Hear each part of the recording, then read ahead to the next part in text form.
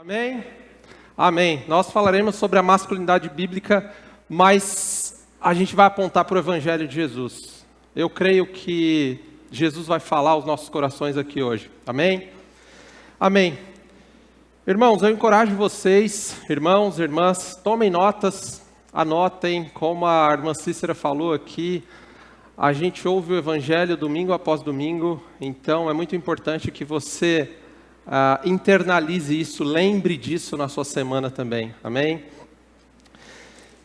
O texto de Gênesis 1:27 diz: criou Deus o homem e a sua mulher.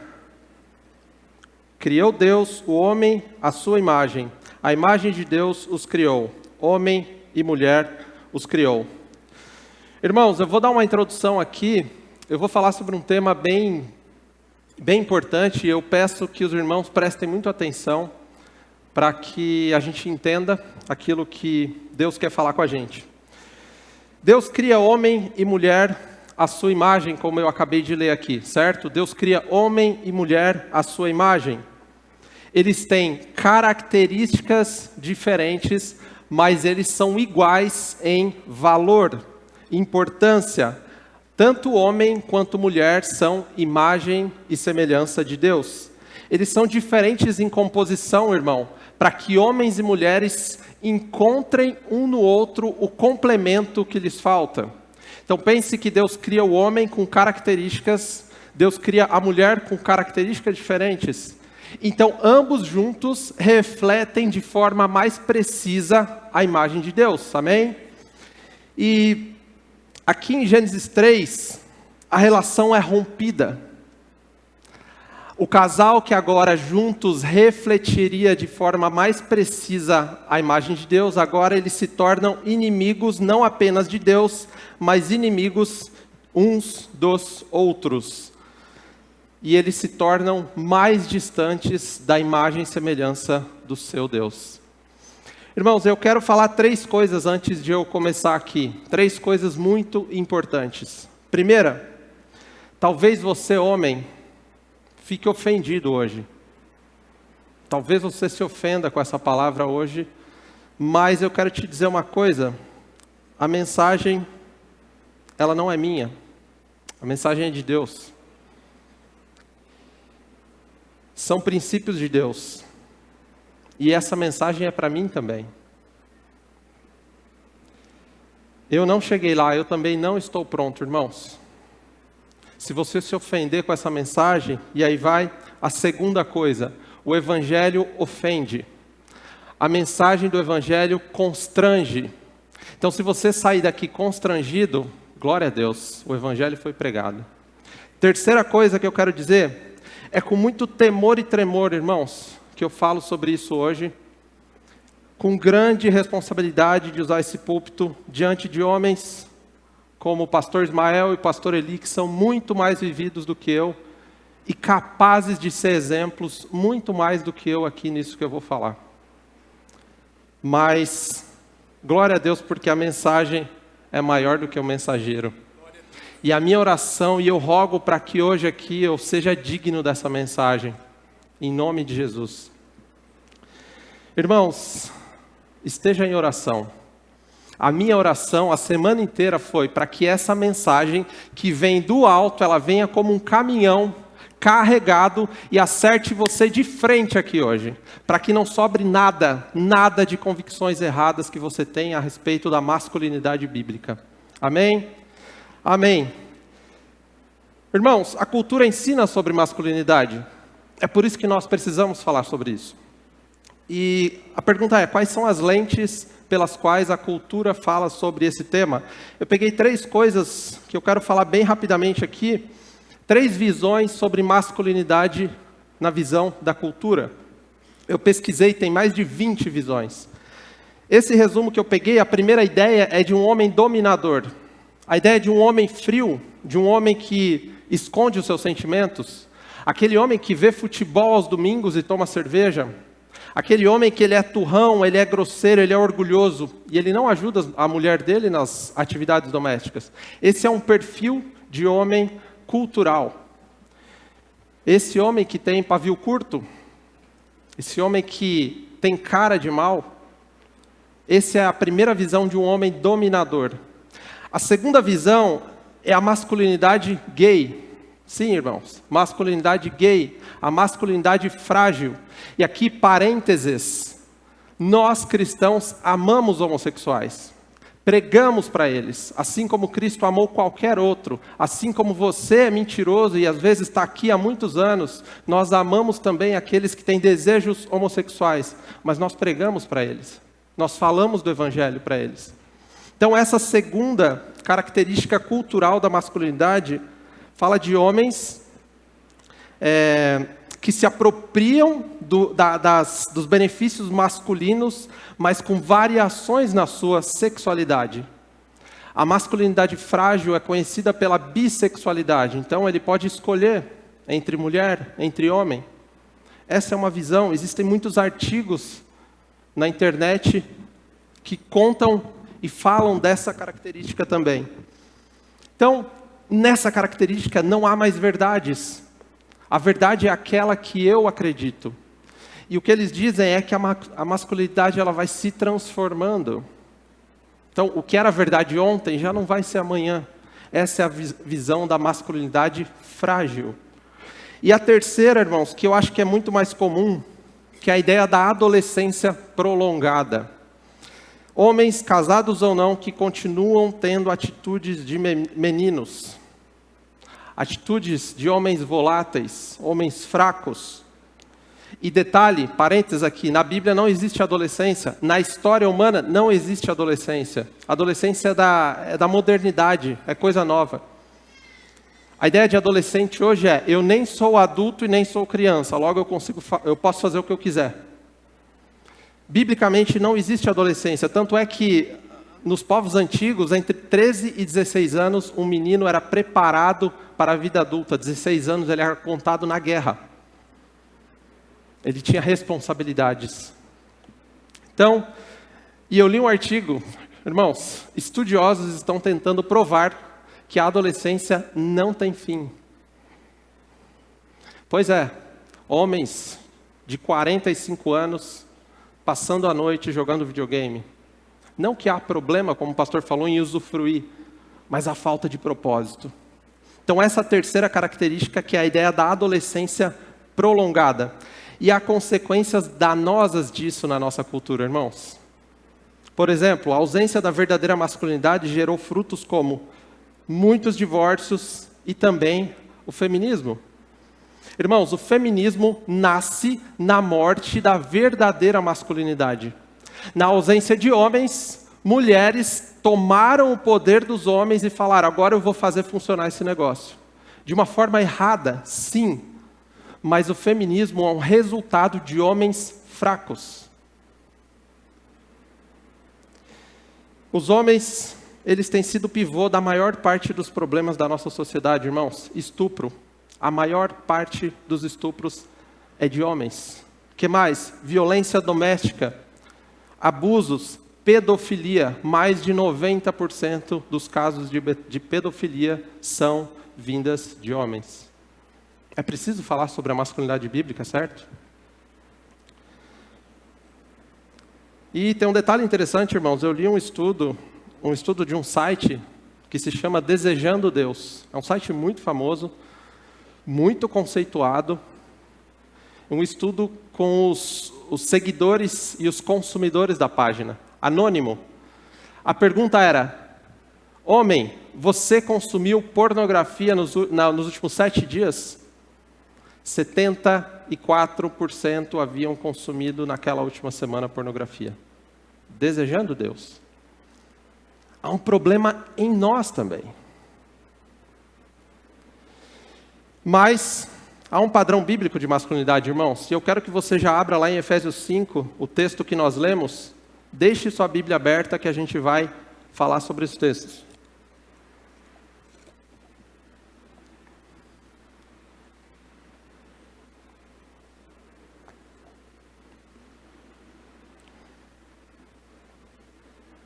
Efésios 5, 22 a 31. Mulheres, sujeite-se cada uma ao seu marido como ao Senhor, pois o marido é o cabeça da mulher, como também Cristo é o cabeça da igreja, que é o seu corpo, do qual ele é o Salvador. Assim como a igreja está sujeita a Cristo, também, mulheres, estejam em tudo sujeitas aos seus maridos.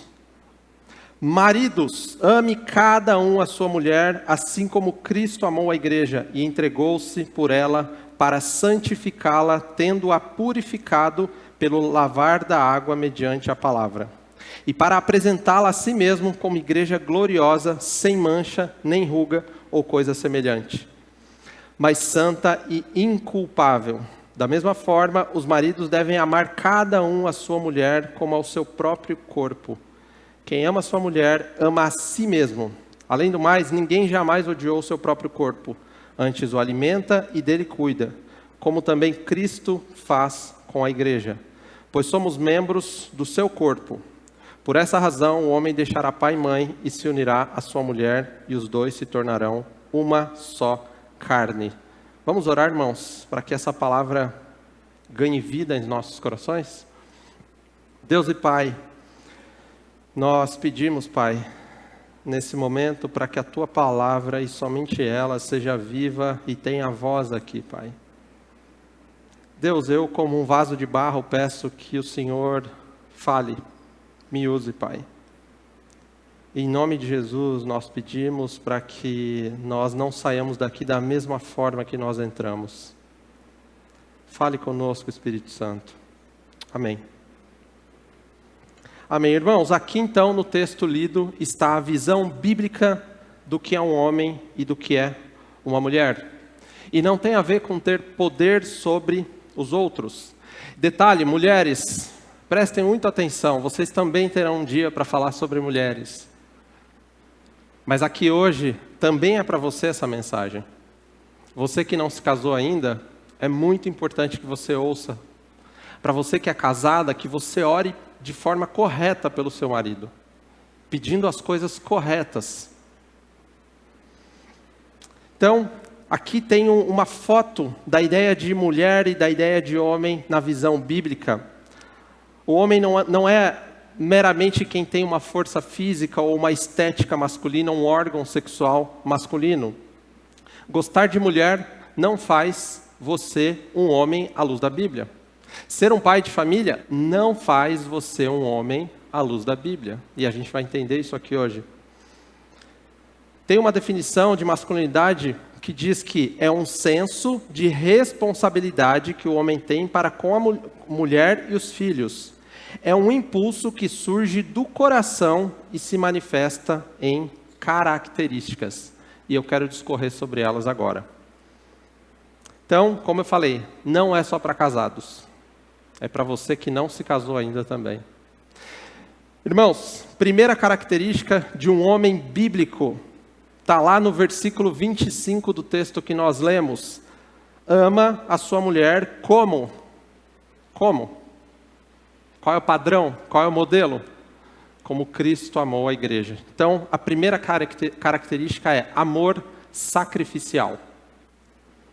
Da mesma forma que Cristo amou a igreja. O homem de verdade, segundo a Bíblia, ele não tem um coração egoísta. Ele se importa mais com a mulher e com os filhos do que com ele mesmo. Ele se doa pela sua casa. Ele doa tempo, disposição, porque o padrão é Cristo. O padrão de entrega é Cristo.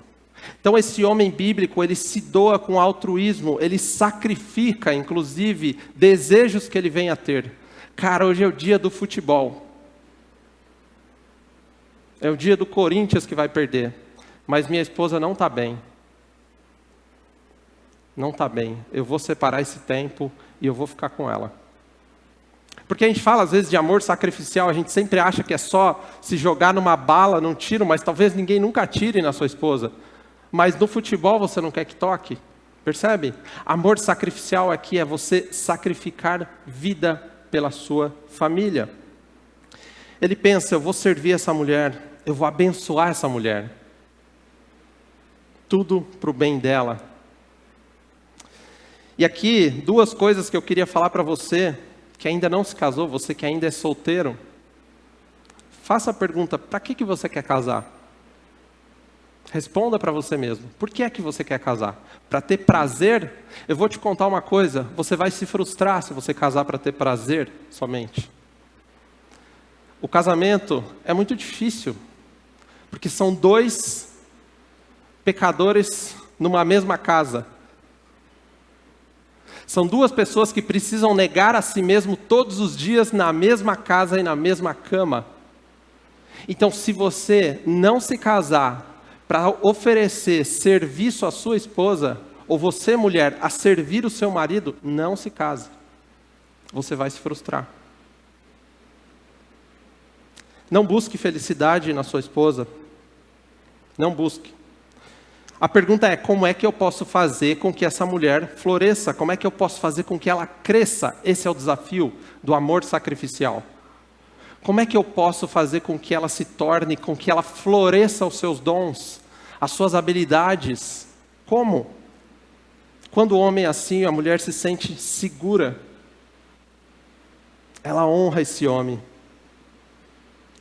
O texto diz que Jesus Cristo é a referência. Então, quando nós, homens, amamos as mulheres, assim como Cristo amou a igreja, elas se sentem amadas, seguras e respondem em honra. Segunda coisa, está lá no verso 22, 23, 26 e 27, capacidade de liderar. O homem bíblico precisa ter capacidade para liderar. O texto diz que o homem é o cabeça da mulher. E aqui é interessante a gente falar, porque culturalmente é uma frase muito difícil de você falar, aí fora, sem um contexto. E é por isso que eu quero que você entenda agora, irmãos. O homem lidera para quê? Para o bem da sua família. Ele não lidera por benefícios próprios. Liderança aqui não é um direito do homem, irmãos. A liderança aqui é um dever do homem. Biblicamente, a liderança é um dever. Por quê? Porque o dever dele é o bem da sua família, é o bem da sua esposa. O homem lidera através do quê? Do serviço sacrificial. Lembrem de Jesus. O homem lidera pelo serviço sacrificial. E aqui nada tem a ver com machismo. A ideia do machismo é você diminuir mulheres. O homem aqui, ele coloca a mulher como mais importante, como um vaso de honra, como uma coroa que Deus fez para ele lá na criação. Nada tem a ver com machismo isso, irmãos. Ele se sacrifica por essa mulher. Ele coloca ela acima dele próprio. E esse homem também, ele é o pastor da sua casa. Ele ora pelos seus filhos, pela sua esposa, mas ele também ora com os seus filhos e com a sua esposa. Tem uma diferença muito grande aqui, irmãos. Ora com os seus filhos e com a sua família. Porque ele é o pastor da sua casa. E a pergunta que eu faço é, como é que você vai liderar a sua casa, como é que você vai pastorear a congregação da sua casa, se você não lê Bíblia? Se você não tem devocional?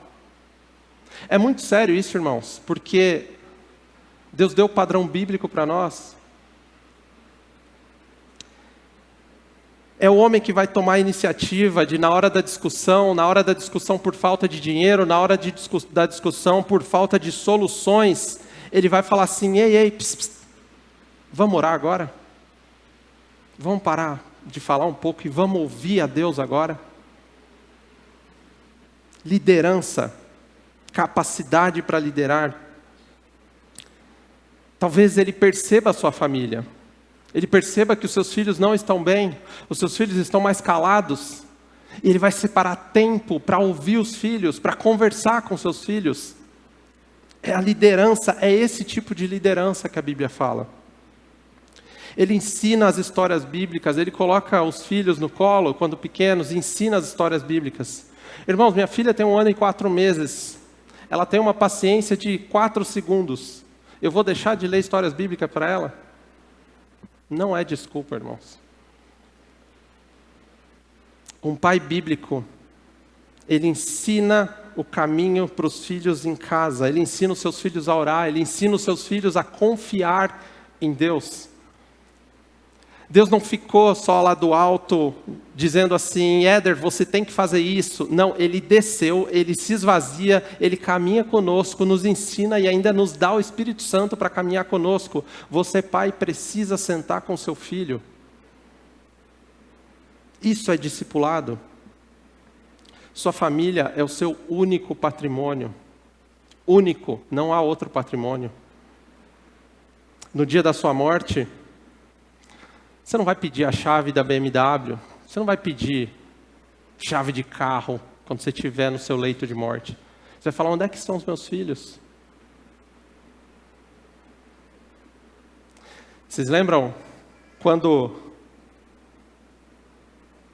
Salomão está no leito de morte? Onde é que estava o filho dele? Onde é que estava o reino dele sendo tomado? A maior perda familiar que a gente pode ter é chegar no nosso último suspiro e falar assim, eu tenho carro, eu tenho casa, eu tenho título de doutor, mas os meus filhos não estão aqui. Eles não amam a Jesus. Perdeu na vida. Esse pai, esse homem, ele é um exemplo de caráter e ele é um exemplo de humildade e amor. Ele é o responsável por buscar reconciliação. Como líder, ele é responsável de buscar reconciliação. Porque nós temos dois padrões bíblicos, irmãos. Padrão de Adão, padrão de Cristo. O que Adão faz quando Jesus fala, Adão, cadê você? Foi a mulher que tu me deste. O que é que Cristo faz? Perdoa-os, Pai.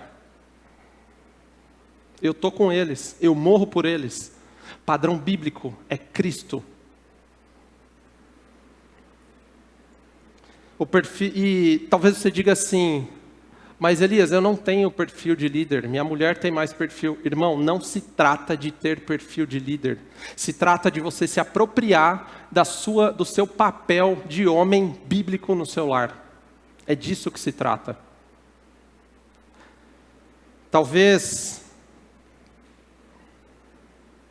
você fala, mas eu não sei muita coisa.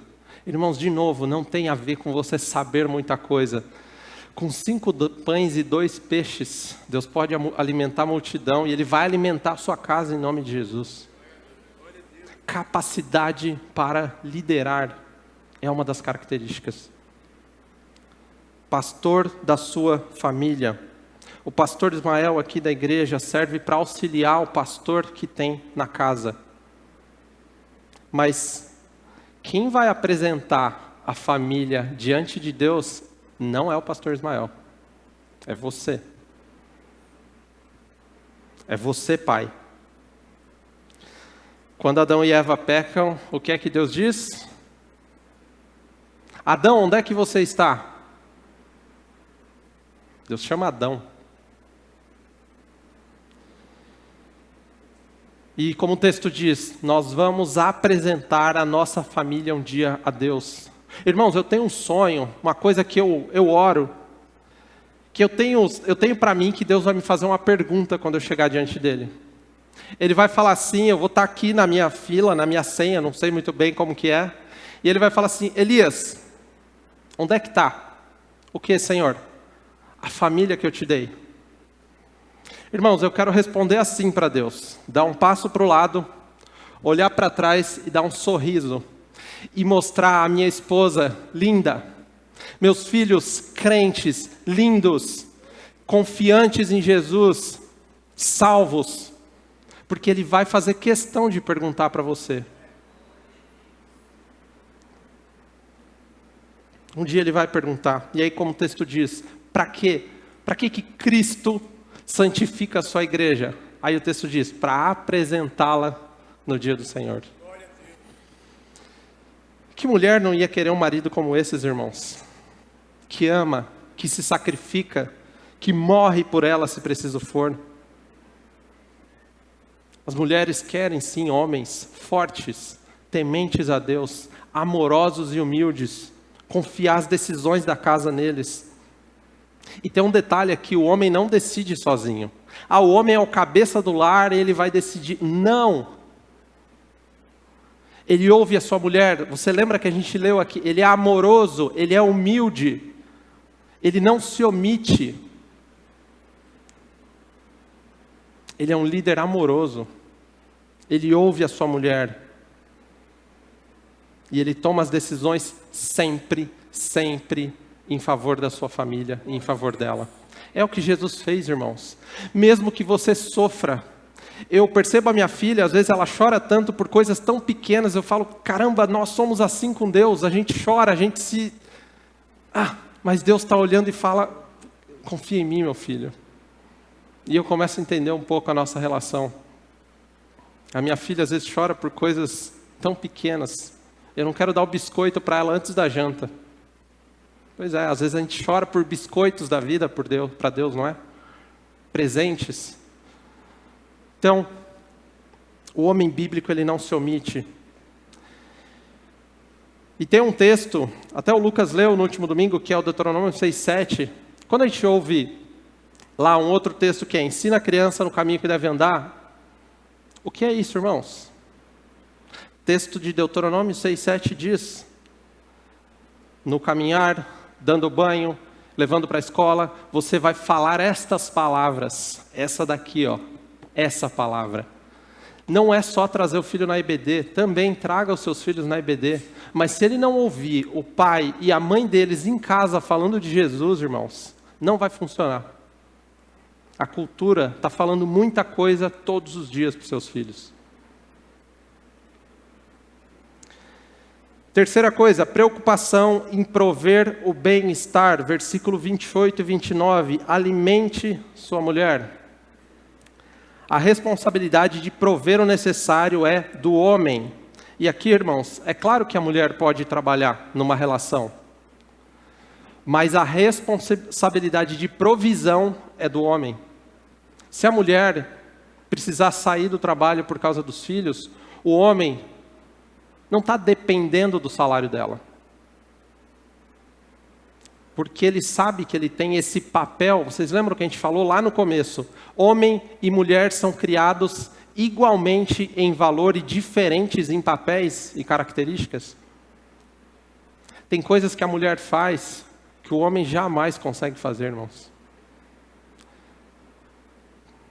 Eu não sei quem falou aqui outro dia, mas se você já visitou a casa de um casal onde a mulher está viajando há uma semana, eu esqueço de jogar o lixo, irmãos. Eu não consigo lembrar. As mulheres, elas têm características diferentes, homens têm outras características. E eles se complementam e juntos eles representam de uma forma mais precisa a imagem de Deus. O que mais? Homens também. Aqui a gente está falando sobre provisão, homens se preocupam com as finanças. Irmãos, com 32 anos eu estou aprendendo coisas sobre finanças que eu nunca aprendi na minha vida. E eu tenho tranquilidade para falar sobre isso, porque eu achava que eu sabia lidar. Aqui a gente tem a oficina da família, tem um curso, o Crown, que só fala sobre finanças. Você nunca fez, irmão? Já ouviu falar de reserva de emergência? Pois é. O homem provedor, ele se preocupa. Ele não descansa se ele está desempregado. Não, ele não descansa. Ele não vai ficar no Netflix. Porque ele tem um compromisso. Ele tem um compromisso. E você que ainda não se casou, eu queria te contar uma coisa. Deus leva muito a sério o trabalho. Quer saber por quê? Lembra do Jardim do Éden? O que é que Deus mandou? O que Deus deu primeiro para Adão? Trabalho ou casamento? Trabalho. Adão, trabalhe, cultive, plante, colha. Agora você vai se casar, Adão. Se você não tem perspectiva financeira, não pense em namorar. Detalhe, nunca procure uma namorada. Jamais procure uma namorada se você é solteiro.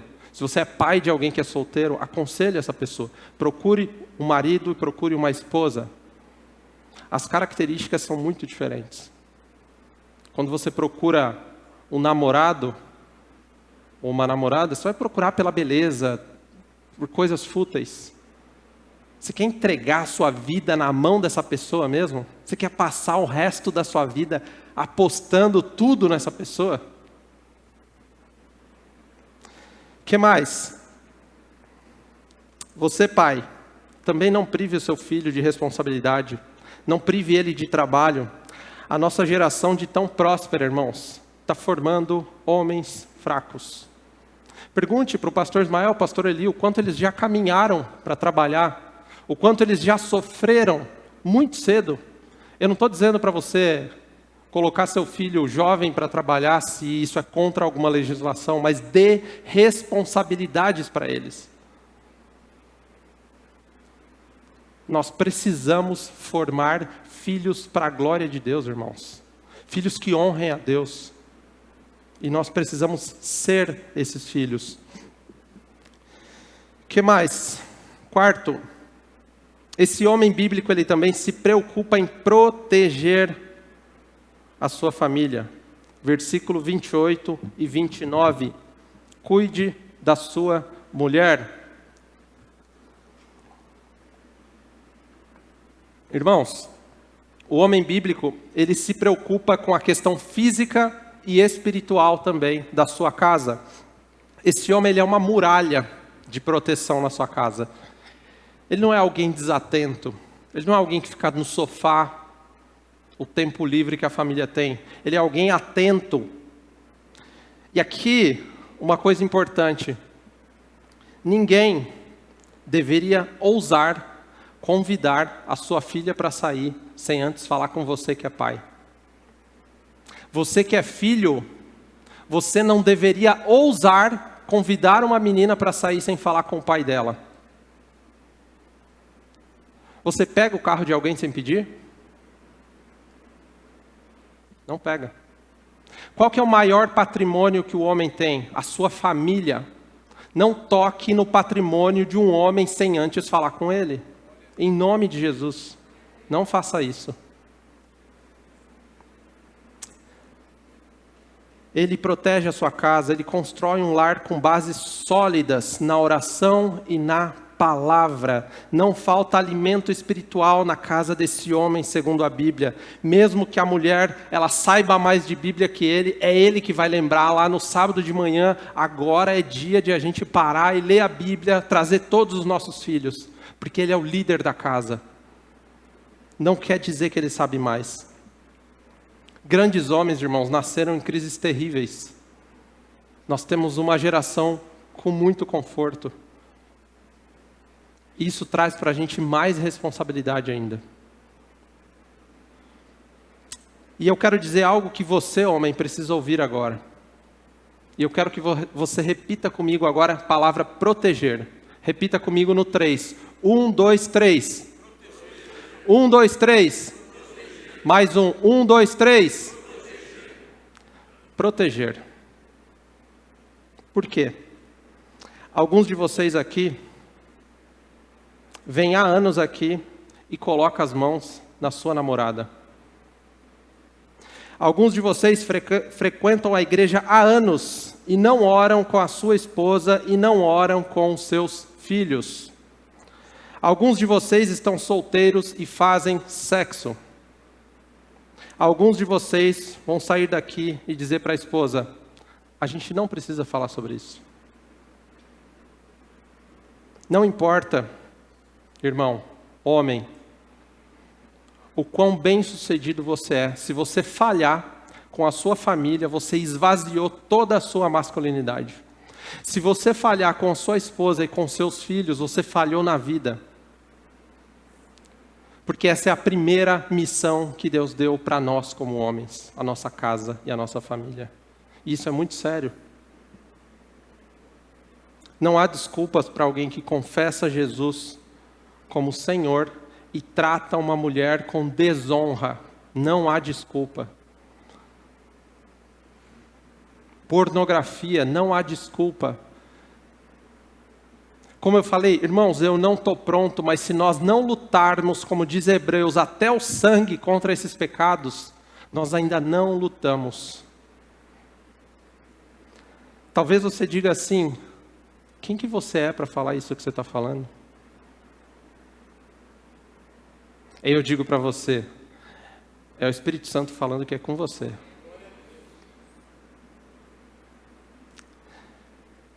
Filhas de Deus, elas precisam ser amadas.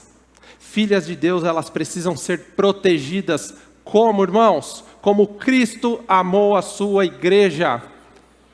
Como Cristo amou a sua igreja. Talvez você não entenda muito bem o padrão aqui. Eu vou dar um exemplo de padrão.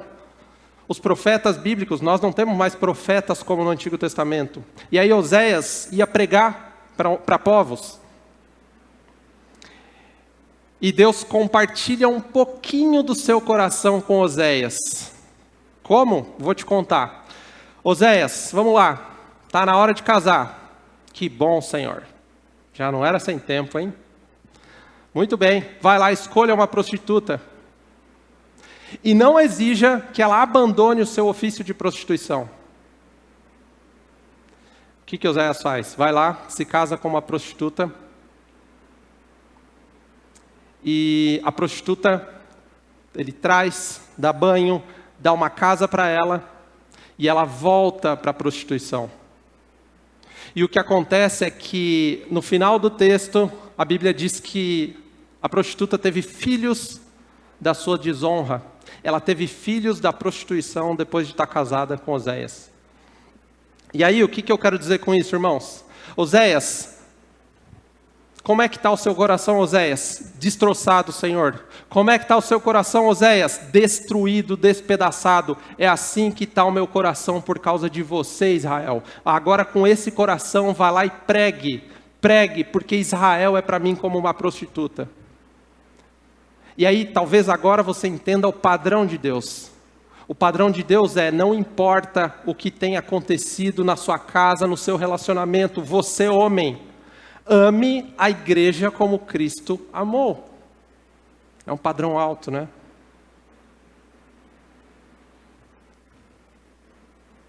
Um dia nós precisaremos apresentar a nossa esposa, os nossos filhos, a nossa casa a Deus. E a pergunta é, o que é que nós apresentaremos naquele dia? Quem nós apresentaremos? Se é que nós apresentaremos alguém? O último ponto, maturidade, última característica, lá no versículo 31, deixar pai e mãe e se unir à sua mulher. Então, há um componente de guerra no homem. Mas aqui não é guerra contra a sua família, não é guerra contra a mulher, é guerra contra o seu pecado, para mortificar a sua própria carne. Como é que eu posso abençoar essa família? Guerra contra tudo que atrapalha essa missão. É força para cuidar da sua casa, para vencer a preguiça, para vencer o desânimo. Guerra contra o pecado. Irmãos, nós todos cometemos pecado ainda. Relembro, nós não estamos prontos. Nós não recebemos um corpo glorificado ainda. Mas a pergunta é, o quanto você guerreia contra os seus pecados? Quanto? Por fim, homens, segundo a Bíblia, têm casamentos abençoados. Homens lutam pelo casamento. Irmãos, a ideia do divórcio não faz nenhum sentido para nós que somos cristãos. O divórcio, Jesus disse que é pela dureza do coração de vocês. Mas lembra do exemplo de Oséias? Aquele é o padrão bíblico.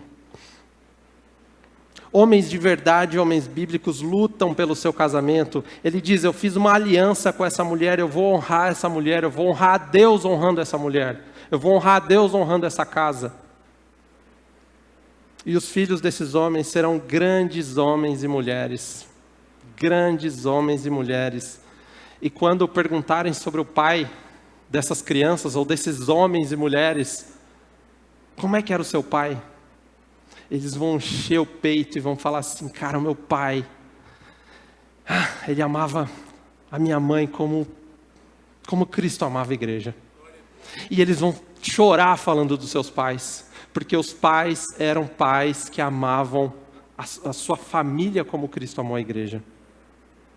Vocês imaginam um casamento onde o homem se entrega sacrificialmente e a mulher responde em honra, responde em amor, e aí fica essa ciranda de amor? Você já imaginou um filho criado num ambiente desse, irmãos? O problema do nosso país, do nosso mundo, é a ausência do Evangelho de Jesus que transforma as nossas famílias em famílias fortes, em famílias íntegras diante de Deus. Há muito poder nisso, há muito poder nesse tipo de famílias. E esses homens bíblicos, eles se tornam anciãos, abençoadores, referência da próxima geração. Quando esses homens abrem a boca, é Deus falando, porque esses homens são homens bíblicos. São homens cheios do Espírito Santo, cheios de Deus, que negam a si mesmo todos os dias, mesmo tendo pecados e maus desejos, eles negam e mortificam a sua carne todos os dias. Esses homens serão referência para a próxima geração. Homens bíblicos não têm medo de ter filhos por causa dos problemas do nosso país, do nosso mundo. Eles não têm medo. Eles sabem que eles vão precisar lutar. Mas eles vão criar uma semente de solução, irmãos. Uma semente, uma criança que dali vai nascer alguém que vai honrar Jesus por onde ela estiver. Homens bíblicos criam filhos como flechas na mão de um arqueiro que vai tão longe como jamais ele foi. E ele lança. A cultura, a vida está difícil, mas eu estou criando uma flecha e eu vou lançar essa flecha em nome de Jesus. É por isso que o padrão bíblico, irmãos, não tem a ver com a gente prover riqueza para a nossa família. Glória a Deus se a gente conseguir. Mas se para isso você está negligenciando o tempo com a sua família, se para isso você está negligenciando culto familiar, oração com seus filhos, não vai ter valido a pena. Flechas. É esse tipo de filho que o homem bíblico cria. Eu já quero pedir para você ficar de pé. Irmãos, esse padrão bíblico não é possível sem o Espírito Santo. Vou repetir. Sem o Espírito Santo não é possível.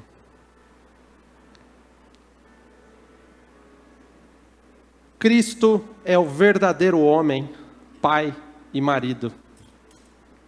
Cristo é o cabeça da igreja e ele escolhe perder para que a sua amada igreja pudesse ganhar. Cristo lidera a sua igreja em amor, não amor de palavras, mas amor sacrificial. Ele tem o seu corpo rasgado na cruz do Calvário, irmãos, por mim e por você. Ele protege seus filhos, não para o conforto, mas para o crescimento. Cristo se esvazia da sua prerrogativa de dominar pelo poder e como servo lava os nossos pés e nos abraça independente da gravidade do nosso pecado. Cristo é o verdadeiro homem. Ele te dá roupa limpa, ele põe sandália nos seus pés e põe um anel no seu dedo e te chama de filho amado. Ele te adota como filho e como filha. Cristo amou a igreja e se derramou sem medida. Até a última gota de sangue, Cristo derrama por você e por mim. Ele simplesmente amou até o fim, irmãos. Cristo simplesmente amou até o fim. Homens, jovens, pais, avós, cada um de vocês aqui, olhem para Cristo como a nossa referência de masculinidade. Como um esposo que não depende de nada externo para amar e para se sacrificar. Ele não depende de nada externo para fazer o que precisa ser feito. Ele simplesmente faz, assim como Cristo. Ele ama a sua igreja, ele morre por ela. E ele está santificando a sua noiva para apresentá-la no dia do Senhor. Que maravilhoso, irmãos. Ele é o verdadeiro pai. Ele é o verdadeiro marido. Ele é o verdadeiro homem. Pregue o plano da salvação através da sua casa, através da sua família, através dos seus exemplos. E se você tem uma família quebrada, ore a Deus para que você abençoe e santifique o seu lar. Se você tem uma família dividida, seja você o exemplo de Cristo lá na sua casa. Eu quero que a gente ore agora, mas antes de qualquer coisa, se você que está aqui, irmão, irmã, em algum momento da sua vida você pensou em divórcio, em nome de Jesus, que o Espírito Santo arranque todo o pensamento de Satanás que tenha pairado na sua cabeça agora, em nome de Jesus. Se você aqui, jovem, adolescente, pensou ou está fazendo sexo sem estar casado, em nome de Jesus, que hoje Deus te dê consciência de que você precisa lutar, passar pelos processos para que você descubra o deleite de Deus numa família abençoada. Não fique só. Nós temos pequenos grupos aqui na nossa igreja. Nós temos a oficina da família. Procure os pastores dessa igreja. Não caminhe sozinho. E agora eu quero que nós oremos. Eu quero que você abaixe a sua cabeça agora. Você, mulher, eu quero que você ore pelos homens da sua família. Se você tem marido, filhos, ore por eles. Se você não tem marido, ore pelos homens da sua casa. E você sabe pelo que orar agora. Você, homem, ore agora pedindo arrependimento para Deus. Peça arrependimento para Deus. Pela sua covardia, pela sua omissão. E por ousar desonrar a filha de Deus. Eu quero que a gente ore. Baixe as suas cabeças.